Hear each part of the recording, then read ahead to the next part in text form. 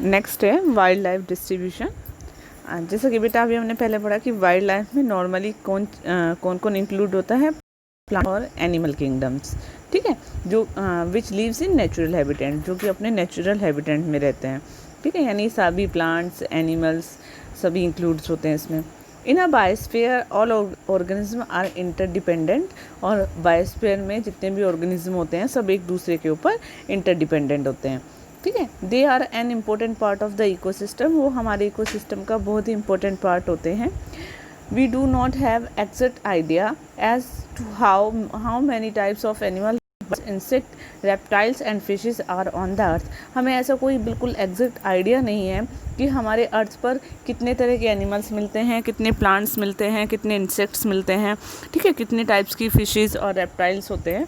सो हमें इसका कोई एग्जैक्ट आइडिया नहीं है, but about a million species have been listed and many new ones are being discovered every year।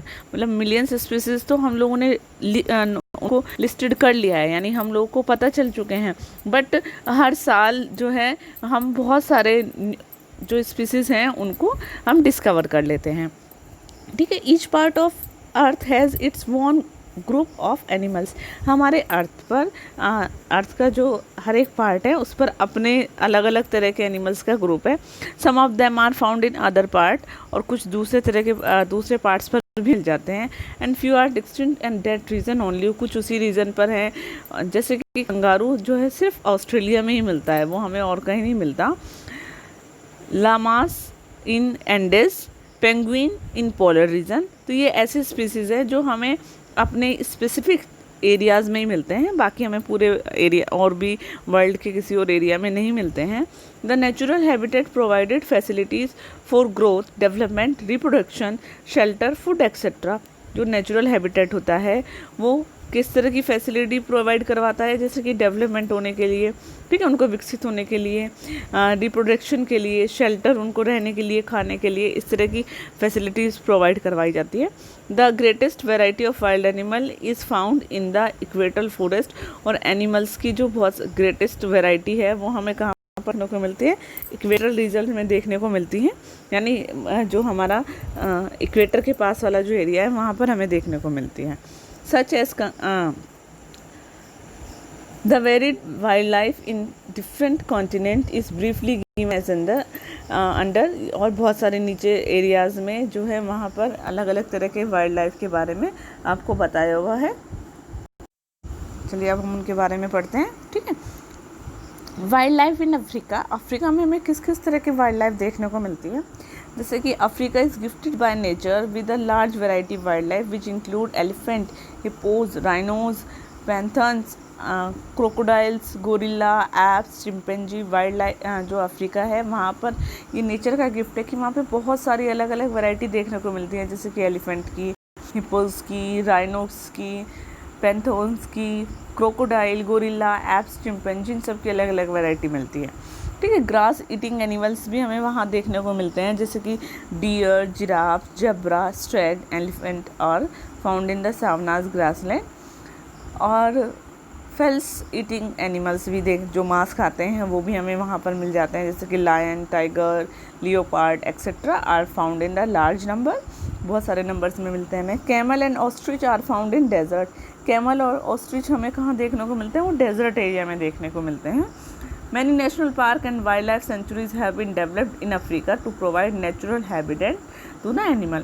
Animal को उनका प्राकृतिक हैबिटेट, यानी जैसे वो प्रकृति नेचर में रहते हैं उस तरह का हैबिटेट उन्हें प्रोवाइड कराने के लिए बहुत सारे नेचुरल पार्क और वाइल्ड लाइफ सेंचुरीज उन्हें वहाँ पर डेवलप कर दी गई है अफ्रीका में, ताकि जो एनिमल्स हैं उनको अपना नेचुरल हैबिटेट मिल सके।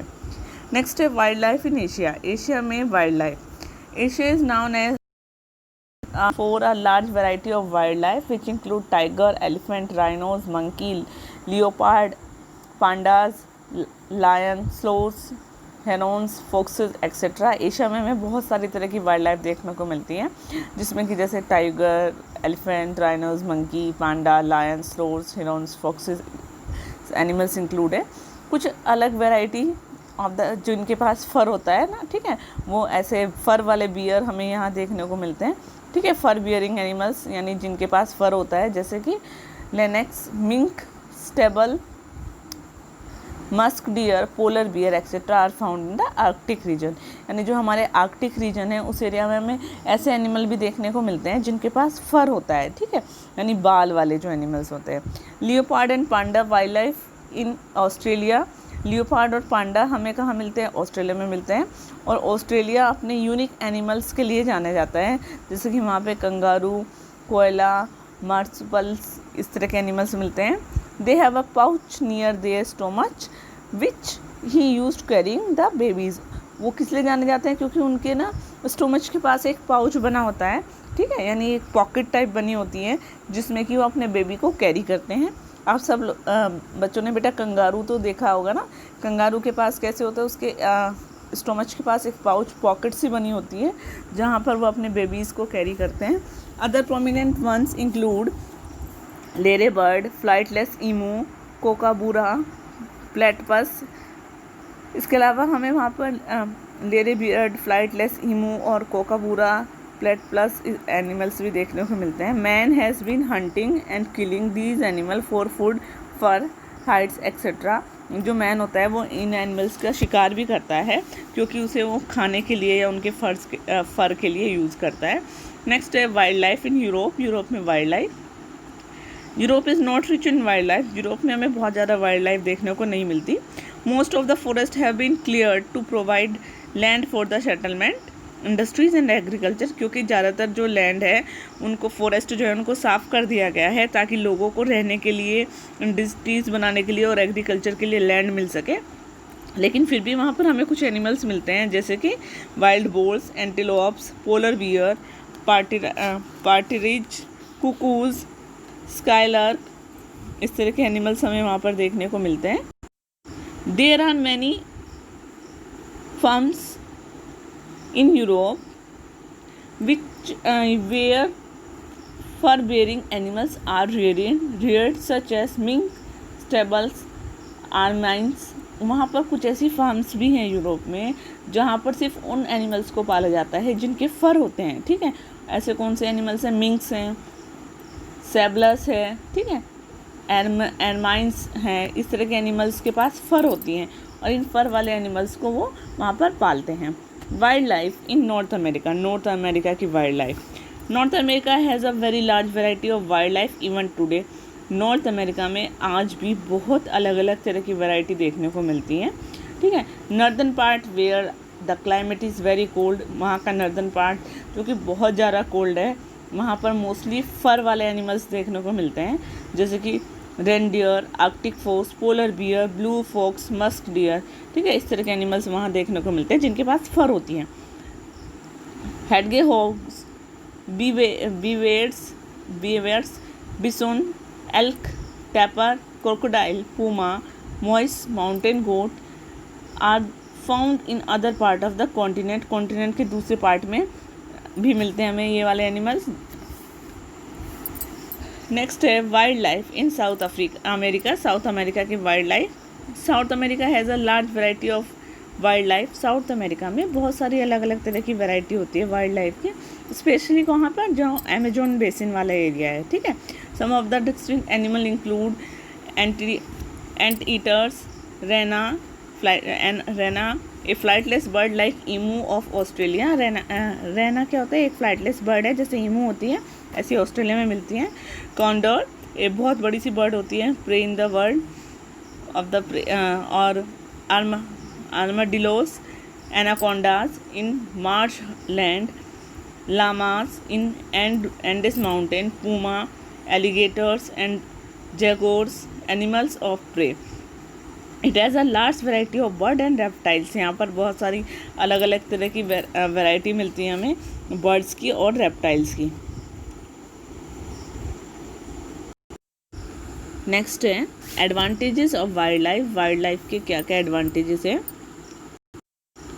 जैसे कि वाइल्ड लाइफ में कौन कौन इंक्लूड होता है? मैमल्स होते हैं, बर्ड्स होती है, इंसेक्ट्स होते हैं, एक्वाटिक लाइफ जो होती है यानी समुद्र में जो जानवर मिलते हैं वो सब हमारे वाइल्ड लाइफ में ही आते हैं। These maintain a balance in a ecosystem, और ये सभी मिलकर इकोसिस्टम में बैलेंस बना कर रखते हैं। Herbivores check the incessant growth of green plant, herbivores जो होते हैं वो ग्रीन प्लांट की ग्रोथ को चेक करते हैं। Carnivores keep check on the pollution of the herbivores, वो ठीक है, यानी बेटा जो जितने भी हर्बियर्स होते हैं वो ग्रीन प्लांट्स की ग्रोथ को चेक करते हैं और कार्निवर्स चेक करते हैं पोल्यूशन को। Several animal that are scavenger keep the region clean, और जो कुछ एनिमल्स होते हैं वो जो स्कैवेंजर्स होते हैं वो क्या करते हैं, रीजन को क्लीन करते हैं। यानी जो एरिया है आपके एरिया को साफ करके रखते हैं। ठीक है, micro organism decompose the dead animals, और जो माइक्रो ऑर्गेनिज्म होते हैं यानी जो छोटे छोटे इंसेक्ट्स होते हैं वो हमारे क्या करते हैं, डिकम्पोज करते हैं डेड एनिमल्स को, और and return the nutrient into the soil, और सॉइल में जो न्यूट्रिएंट होती है उसको वापस लेकर आते हैं। ठीक है, यानी सॉइल को उपजाऊ बनाते हैं। ठीक है, देखिए बेटा fact file, it is very unique to now that some plants in the world are carnivores. आपको बहुत ही यूनिक चीज़ें पता है कि कुछ एनिमल्स जो हैं कार्निवर्स होते हैं। डेड प्लांट, कुछ प्लांट्स जो होते हैं वो भी कार्निवर्स होते हैं वर्ल्ड में। The plants can get food by eating spider and small insects, और कुछ जो प्लांट होते हैं वो क्या करते हैं, फूड के तौर पर स्पाइडर और छोटे छोटे इंसेक्ट्स को खाते हैं।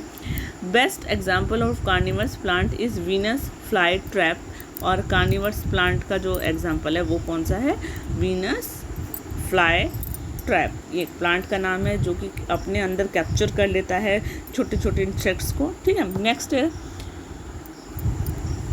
कंजर्वेशन ऑफ वाइल्ड लाइफ को बचा कर रखना। Various economic activities of the human beings had disturbed और destroy by the natural habitat of many species of the world. बहुत सारी इकोनॉमिक एक्टिविटीज़ जो कि ह्यूमन करता है वो डिस्टर्ब करती हैं या डिस्ट्रॉय कर देती है ह्यूमन जो नेचुरल वेजिटेशन होता है बहुत सारे वाइल्ड लाइफ का।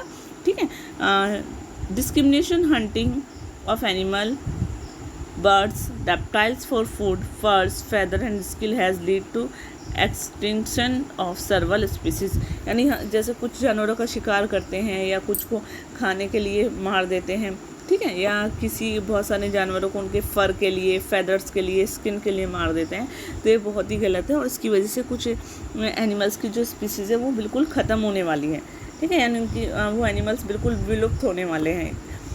These has greatly upset the ecological balance in the nature, और अगर ऐसा रहा तो इससे हमारा क्या होगा, हमारे नेचर का जो इकोलॉजिकल बैलेंस है वो बिल्कुल ख़राब हो जाएगा। ठीक है, अपसेट हो जाएगा। In many part of the world poaching of the animals such as tiger, elephant, fox, deer, black buck, rhinoceros, crocodile, lion etcetera.